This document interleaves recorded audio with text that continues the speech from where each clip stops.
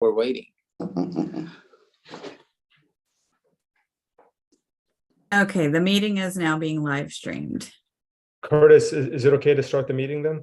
Yes, let's start, please. Apologies for that. So, good morning, everyone. Apologies for the technical difficulties. We're calling the meeting to order at 10:07 a.m. We've confirmed that we have a quorum. To go through the meeting process, this meeting is being conducted on the Zoom platform. Only board members and staff are on the Zoom meeting. The public can view this meeting via live stream on our YouTube page and in person. A link to the page for YouTube meeting agenda and board packet information can all be found on our CWDB website at cwdb.ca.gov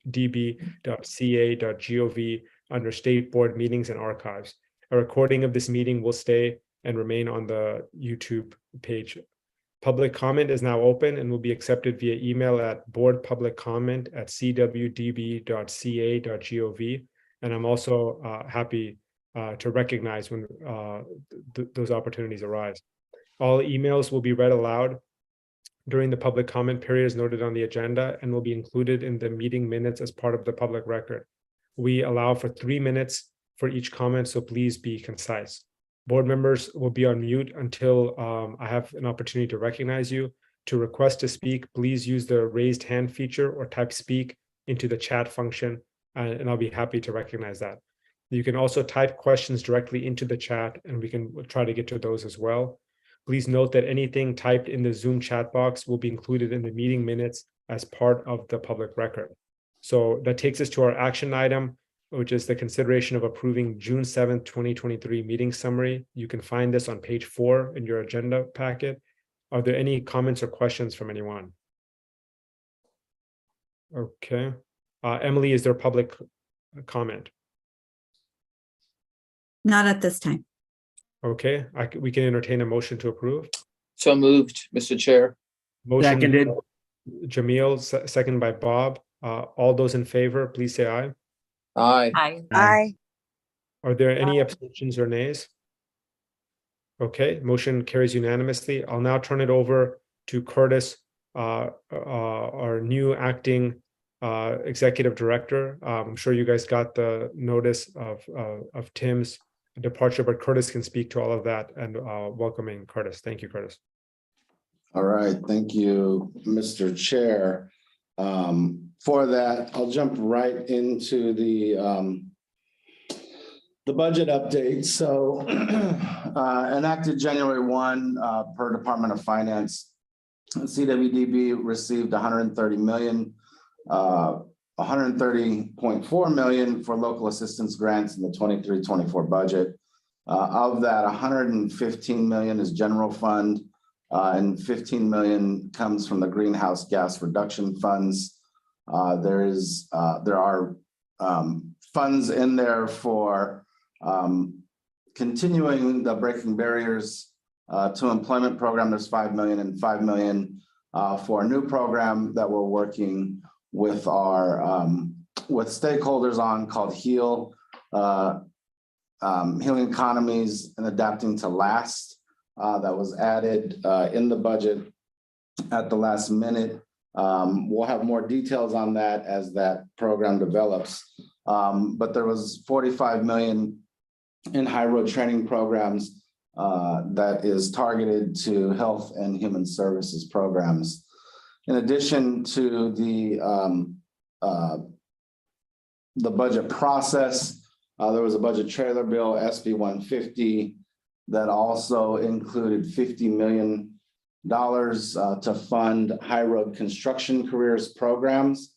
And the legislature in that bill directed those funds to come from Caltrans to the state board, and for those funds to be used as part of the federal infrastructure investment, IIJA investments. So those funds are being accessed by Caltrans. Right now, we are working out the interagency agreement with Caltrans and working with Department of Finance to figure out that funding mechanism. But there will be $50 million additionally for high road construction careers. In terms of the budget and the programs that are currently that we're currently working on. Breaking Barriers 2.0, that solicitation is expected, or that's expected to be released this fall in 2023. Accelerator 12, we're looking at spring of 2024. We're re-looking at the accelerator program right now, and really trying to figure out a way how to incentivize and pilot some of those funds to local boards for high road activities. We are working on that process, and we'll have more to report as that rolls out. In terms of high road construction careers and high road training funds or high road training partnership funds, we are going to be doing enhancements to those programs. So to our rolling grant process that we have in place. So we'll be working on those enhancements this fall, and we'll be re-releasing that solicitation in spring of 2024. We have two programs that we're doing the scoring and awarding process with agency right now that have not been announced yet, and that's high road training partnerships for the summer 2023 cycle, and the higher, which is also a new program targeting reentry communities, and it's working with nonprofit organizations throughout the state on reentry activities. Also wanted to report that the CWDB recently received 2 federal grants. The first one is the First Steps Initiative grant. It's actually US DOJ, US Bureau of Prisons money that is being worked on by the US Department of Labor. The first, there's two parts of that grant. The first part is $5 to $8 million that we received, and the second part of that grant is additional $4 million. So between $9 and $12 million for that grant.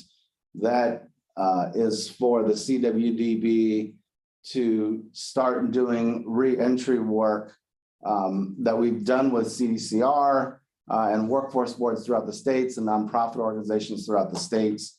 But we are being funded to expand that and start providing some of those reentry services in federal prisons. The US government is very interested in the work that the board's been doing here at the state level with our state prisons. And so right now we're working out details, and we'll be piloting a program starting with Terminal Island down in the port area of Los Angeles, Long Beach. And we have plans to expand that to a second prison. We're looking potentially at a women's prison here in Northern California, but we don't have details on that yet. So that grant will run through 2026 and 27 respectively. Again, we're working out details, and we'll update the board as those programs develop. The second grant, federal grant that we received recently, is Building Pathways to Infrastructure. So this is really growing and scaling our partnership with ATU, Amalgamated Transit Union, and California Transit Works.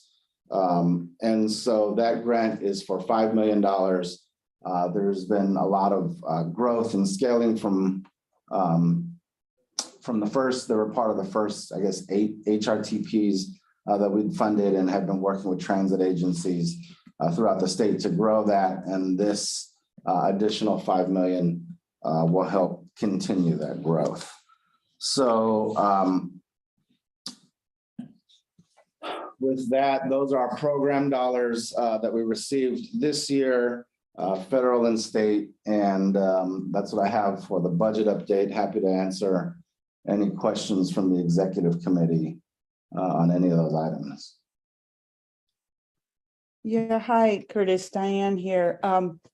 I had a question, just from reading in the paper that a lot of the Biden administration focusing on transforming the green EV vehicles with battery manufacturing and all that. Did we get any funding towards those kind of green programs?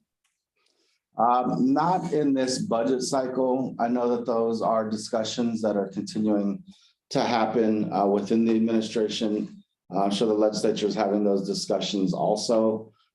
We did receive the 50 million in SB 150, but again, that's really focused on construction and the transportation projects that we're expecting from the federal investment.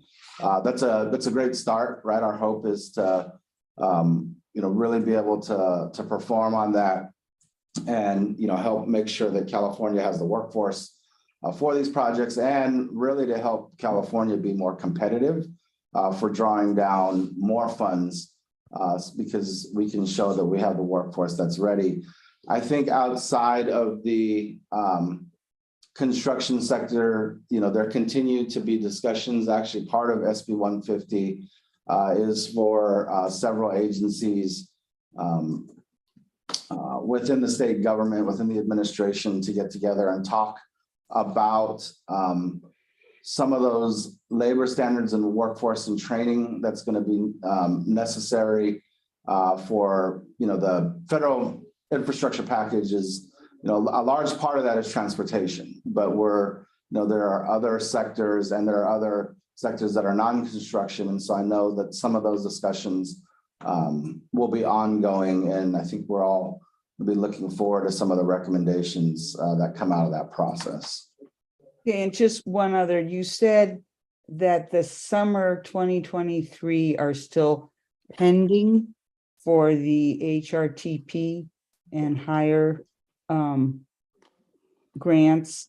Do you have an guesstimate about when you would be releasing the awards?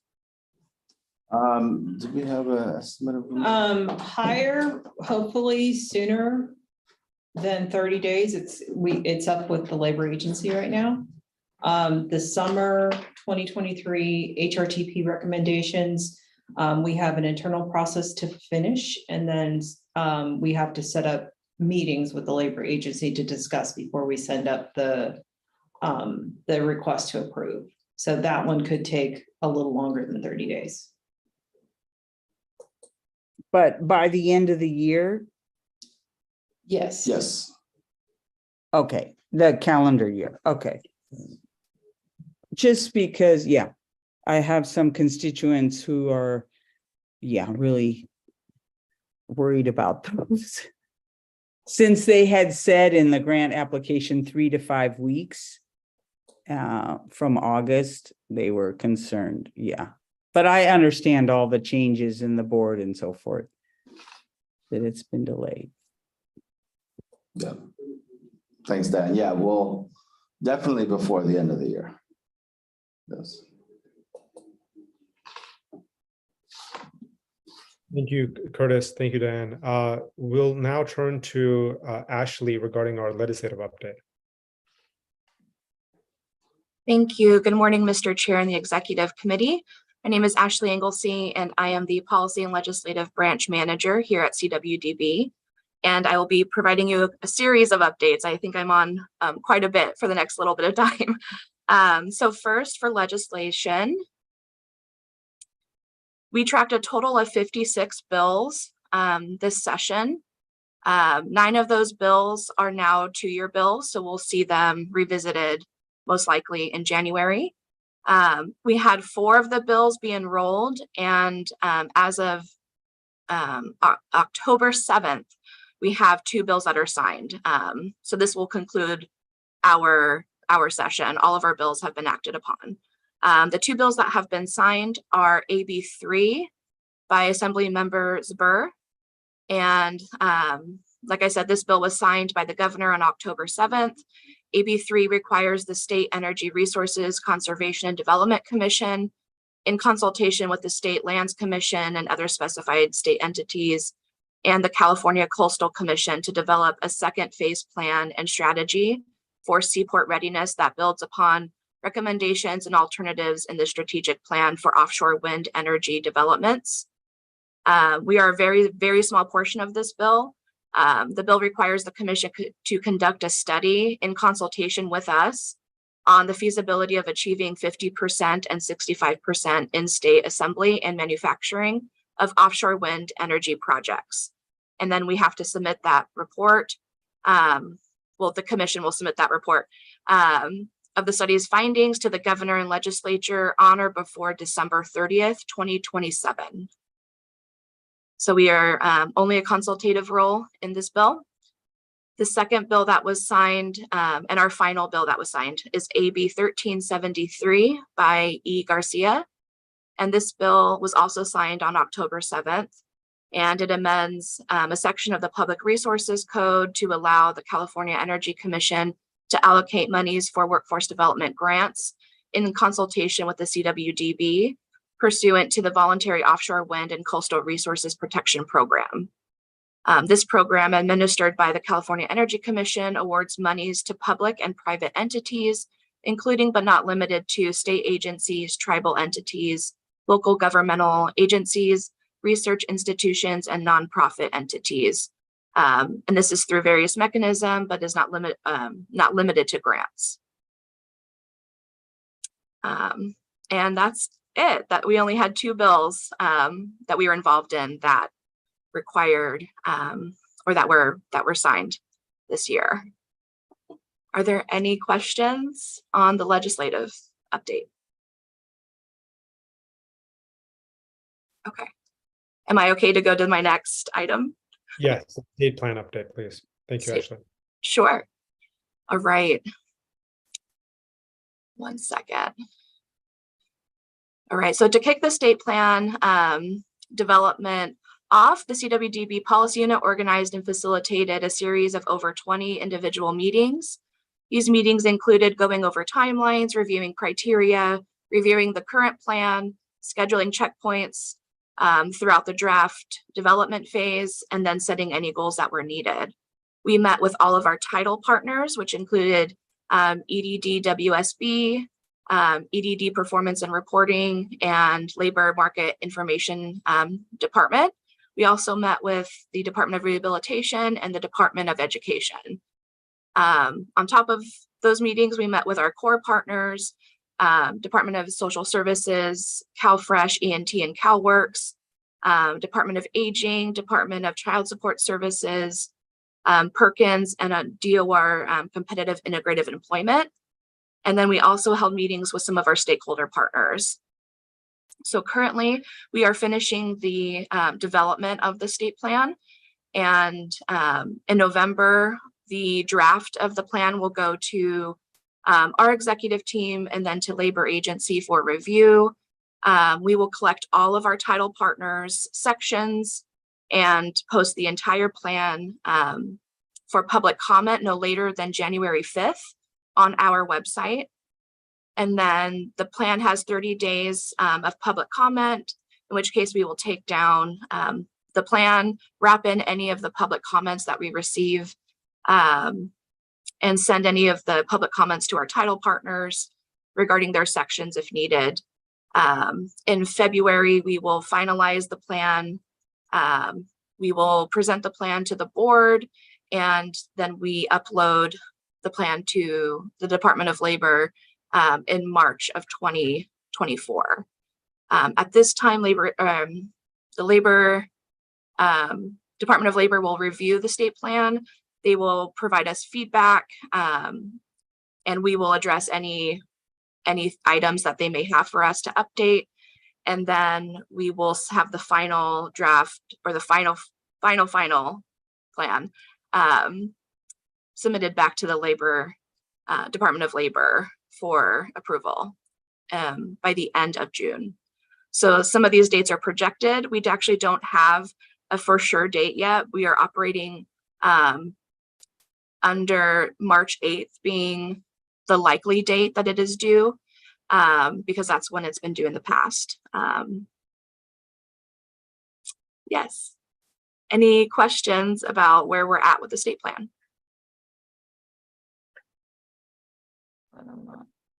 Thank you, Ashley. Let's proceed with the full board briefing items, the local regional plans and the local area subsequent designation and local board recertification, please.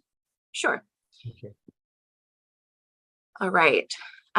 So we have concluded our local and regional planning modification.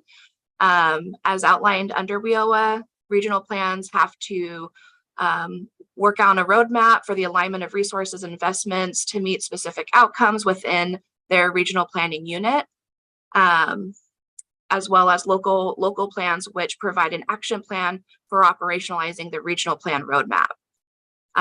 We had published a directive in October of 2022, which provided the guidance to the field on both federal and state requirements for regional and local plans.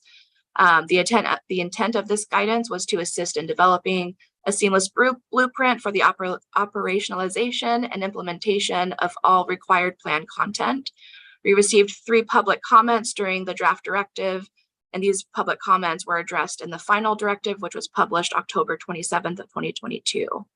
So for the current status, upon board approval, local and regional planning modifications will be effective from July 1st, 2023 through June 30th, 2025. We have a list that has been provided that includes all of the local boards that have met the criteria. Of the 45 local boards, there are 2 local boards missing from this list, and we are working with those local boards directly and with their regional advisors to help them meet the requirements so that they can be recommended to you for approval at a subsequent meeting. Lastly, of the 15 regional planning units, there are 2 RPUs that are missing, and we are working with those regional planning units to help them meet the requirements of their regional plans, so again, that they can be recommended to you for approval at subsequent meetings. I do apologize. I believe I said that there were 2 local boards, and I believe there are 5. And those lists have been provided in the meeting materials. And then, do you want me to go on to the next one as well? Yes, please. Okay. Lastly, we have finished the subsequent designation and recertification of local areas and local boards. So again, this is a requirement under WIOA. There is specific criteria that is set out that local boards must meet in order to be recertified as a local board. We published the Workforce Services Directive May 2nd of 2023, which contained all the required criteria, associated definitions, and an application to request subsequent designation as a local area and recertification as a local board. So we received 5 public comments during that draft period, and those comments were then addressed in the final published directive on May 2nd, 2023. Upon board approval, local area subsequent designation and local board recertification will be effective from July 1st, 2023 to June 30th, 2025. There are 5 criteria that local boards must meet in order to be recertified. I won't go into details, but they are local board membership, performed successfully, sustained fiscal integrity, engaged in regional planning, and then a set of local area assurances.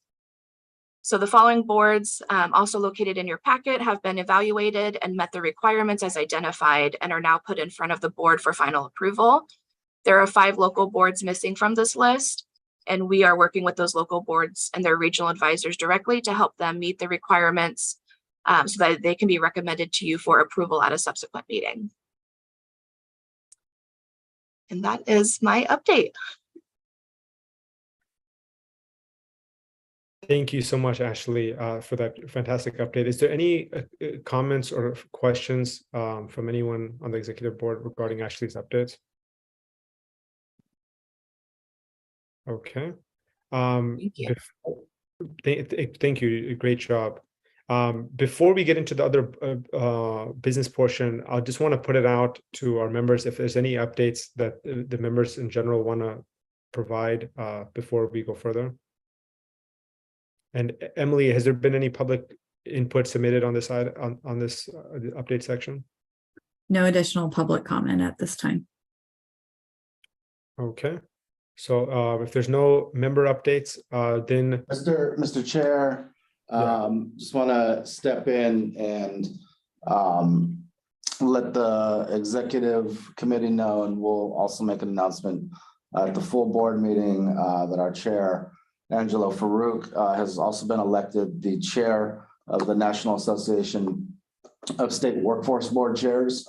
So congratulations, Angelo, on being elected by our colleagues, by other workforce board chairs across other states. I think it's a great opportunity since we're doing so much work here in California for Angelo to step into the national leadership role through the National Governors Association. And I think it'll be a great opportunity for California to share a lot of the work that we've been doing here and look to work with other states and see what they're doing, and also let them know what we're doing here. So looking forward to that. I think we're going to be working with Angelo to see how to make the best use of this opportunity with the rest of the board. But I just wanted to let the exec committee know about his election, and look forward to working with y'all through NGA and the Association of State Workforce Board Chairs. That's awesome. We're proud of you, Mr. Chair. thank you, Curtis. Thank you, Jamil. Thank you, everyone. You said it really well, so I won't elaborate on that further, but I'll just say two things. We're very fortunate, that from California, our U.S. Secretary of Labor is also, Julie Su. And so I think that's an important aspect of how this can give us even more opportunities to deepen our collaborations there. I want to make all of you guys proud, obviously, appreciate the support. The last thing I'll say is we're fortunate that, this continues a tradition for California. Our own colleague here, Jamil Dada, he's been the chair of the National Association of Workforce Boards in the past, and he's been active there. And so, really appreciate this great tradition we all have. So thank you guys for that. So our next, in terms of other business, our next full board meeting is coming up in a couple of weeks, October 25th, 10 a.m. I feel like, did we have, I thought, were we gonna have Brooke speak also?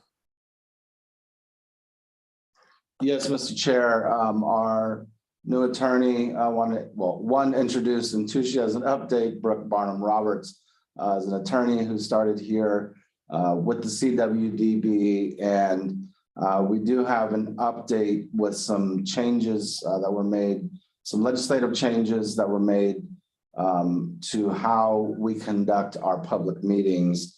And so I think there's still a lot that we have to discuss and figure out, but wanted to provide an update and an overview to the executive committee first.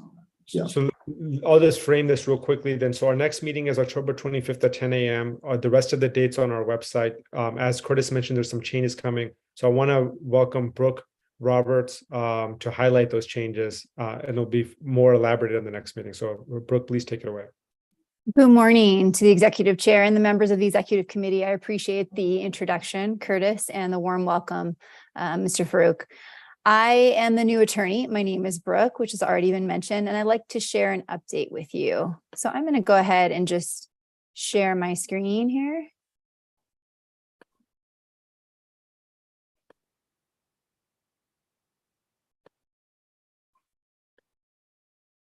All right.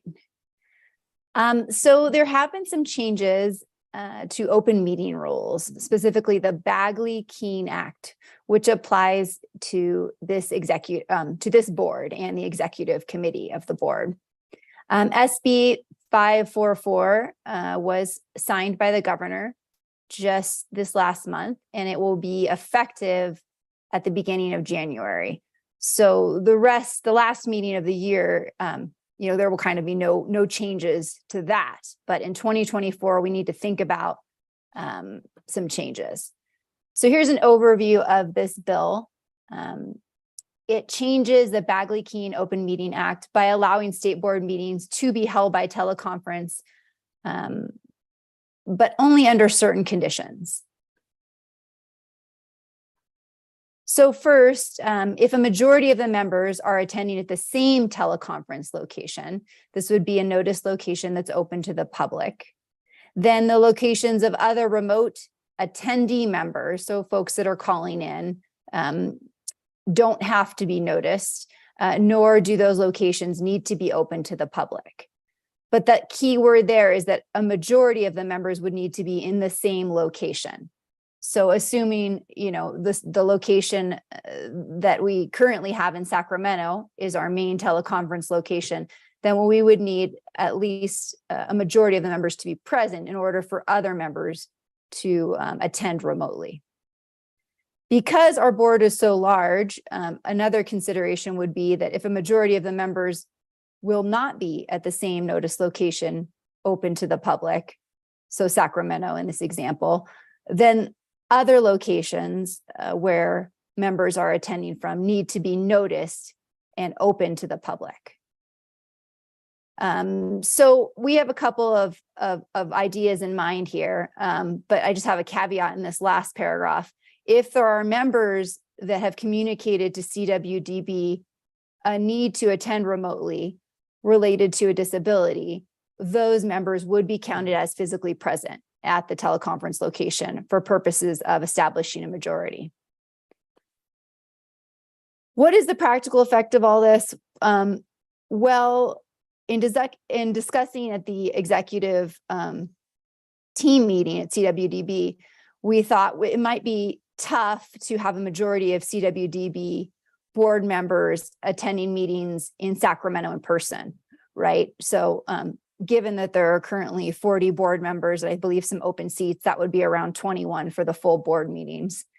So if that's not going to be feasible, then one thing to consider would be setting up satellite teleconference locations that could be noticed and open to the public. Since our board members are present statewide, we could set one up in the Bay Area, potentially one up in Los Angeles.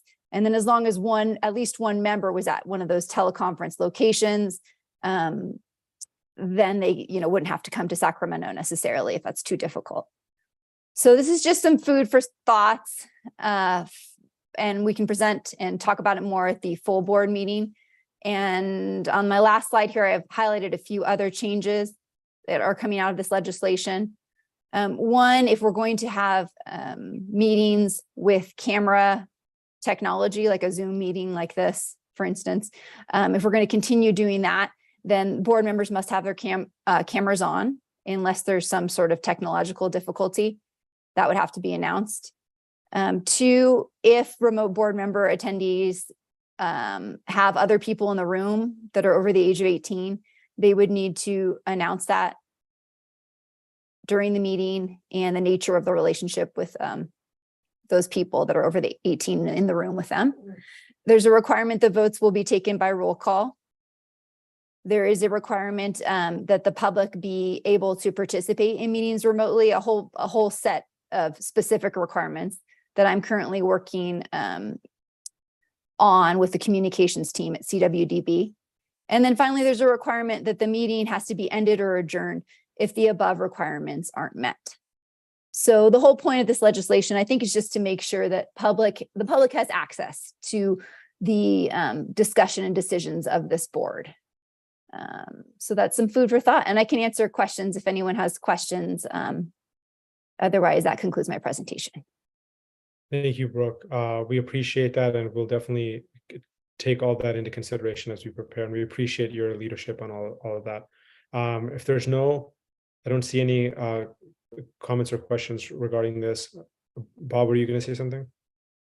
Yes, I had a question. So a satellite office, is there any requirements for a satellite office? Could it be like my home office for the Bay Area or for some jurisdiction? And as long as it's open to members and the public, is that acceptable? Yeah, there aren't requirements other than, it needs to be technologically set up to phone in, right? Just like you are now. And it has to be noticed. An agenda has to be posted and has to be open to members of the public. So that absolutely would be an option. Brooke, And how much would that advance notice be just in terms of time limitations. One moment, it sounded like Emily wanted to jump in. I just wanted to confirm, in the past, publicly noticed locations had to be ADA accessible. Is that a modification in this new rule? No, that's actually a good point. I guess I hadn't asked about the details of Mr. Redlow's home and whether or not it is ADA accessible. So I guess we would need to look into the particulars of the home, but just because it's a personal home, doesn't take it off the list of consideration. But yes, it would need to be ADA accessible. Thank you, Emily. And to answer your question, Mr. Redlow, I believe it's the normal notice and agenda requirements. So I believe it's 10 days of notice. Okay, great. Thank you. Okay, thank you, everyone. So that concludes that update. Emily, do we have any general public comments overall? No public comment. Okay, we can entertain a motion to adjourn. Sure, someone wants to end the meeting. So moved. Motion. I have one question. Before we adjourn. Something that was said. I just want a clarification on the budget update. When it said, because I read about the 5 million that the board got from the feds in this new allocation for the diverse workforce for good jobs in the Investing for America. And is all of that going to healing economy and adapting to last? Is that, I couldn't quite.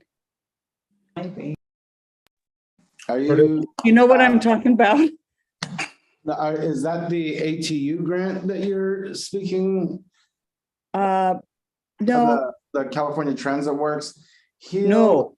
There um, was, it says a news release just recently, I don't have the exact date. Biden my way. Harris awards 94 million to train, prepare diverse workforce for good jobs created by Investing in America agenda. And it says that 5 million is going to the California board. And my question is, was that addressed in your budget overview, or is that something new? Yeah, so that's not just, yeah, so thanks for the question, Diane, for clarification. There's not the HEAL grant. So HEAL is state general fund dollars that came to us and is intended for communities who have not renewed their contract with the federal government for ICE detention facilities. Okay. And so that's that was in the state budget. What you're referencing is a federal grant that we did mention. So we call it Building Pathways to Infrastructure. And that grant is, we applied for it in partnership with California Transit Works and the Amalgamated Transit Union. Oh, okay. So that's the scale. Mm. That's the scale, the California Transit Works through California, and also and into, there's plans for that grant to also go into Oregon and start advising the state of Oregon on the CTW process, which is working with transit agencies as these transit agencies are making the change to, for instance, electric fleets, right? And how to retrain, reskill the mechanics, the operators, maintenance folks in transit agencies to help transition with their fleets to clean air vehicles. And do you believe that addresses the diverse workforce? I'm sorry. Do you believe that using it in the transit sector, as you suggested, is in alignment with the intention of this grant to be training the diverse workforce? Yes, yes. Part of that is definitely to, make the hiring and the employees of those transit agencies, yes, to increase the diversity of that. Okay. So it basically, it's not going to any of the high road training partnership efforts that California is doing. It's really in this transit sector particularly. Yes, so CTW is one of our high road training partnerships. And so Okay. this grant will build on the existing HRTP to scale further here in California and start scaling into the state of Oregon also. Okay, thank you. Yes, anytime. I have a question and a comment too. Is it appropriate to say now? Go ahead, Carol. One is I know that the CWDB is involved in the CPUC's en banc next week. And for those of you who don't know, those are really critical hearings that the CPUC has that often kind of shift their direction. I'm speaking, Bernie Cotley is speaking, Rafa is involved, but I was really disappointed to see that in the first agenda, I got the labor secretary and other agency higher ups were there, and now it's just the board. And I'm wondering, I would just like to register that hope that the secretary or some in his staff would come, because it really is important. It's part of Tim's legacy in terms of really collaborating with the climate agencies on labor standards as well as training, linking the big state investments with good jobs. And so totally in line with what Julie's doing and at the federal level. So that's one question, comment. And the second one is I also just want to register concern as a board member that the contracts that were in process to help various state climate agencies identify appropriate labor standards, that would provide good signals for training and ensure good jobs. That work has kind of been stopped. And so as far as I know, so the question is, will it continue? And is there anything we can do to advocate for it? Go ahead, Curtis.